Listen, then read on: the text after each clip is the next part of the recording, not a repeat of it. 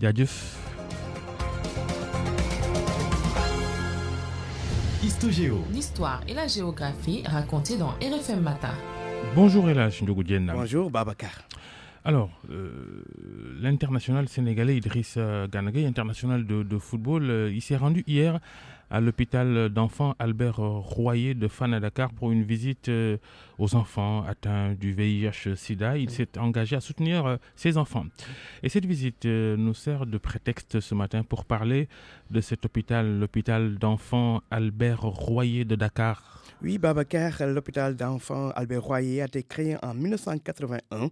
Il est né d'un protocole d'entente entre le Sénégal et le Canada signé 4 ans plus tôt, en 1977.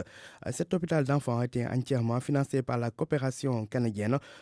C'est pourquoi d'ailleurs cette structure sanitaire porte le nom d'un illustre pédiatre canadien, Albert Royer, qui a vécu de 1918 à 2001, soit 83 ans. Cet homme a consacré toute sa vie au bien-être des enfants. Professeur titulaire à l'Université de Montréal, Albert Royer a travaillé pendant plus de 50 ans au CHU, le centre hospitalier universitaire Sainte-Justine. Le CHU Sainte-Justine, qui est un hôpital d'enfants qui se trouve à Montréal.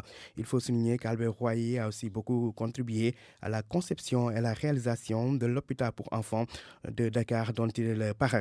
Alors, le centre hospitalier national Albert Royer de Fann a été entièrement repris par l'État du Sénégal après le départ des Canadiens en 1996.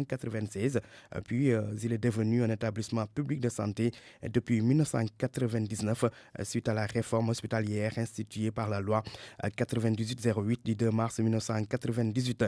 Cette structure sanitaire assure la prise en charge médicale des enfants de 0 à 15 ans.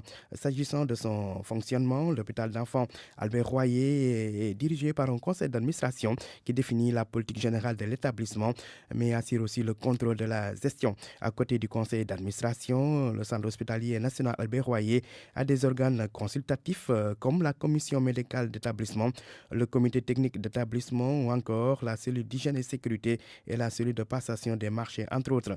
Il a plusieurs services comme le service des soins d'urgence et de réanimation, le service néonatologie, le service ORL, mais aussi des services de pédiatrie ainsi qu'un service de laboratoire et un service de chirurgie, pour ne citer que cela. Pour terminer, retenons que l'hôpital d'enfants Albert Royer a eu à ce jour 11 directeurs. Son actuelle directrice s'appelle Dr Issa Tall Diop. Babacar.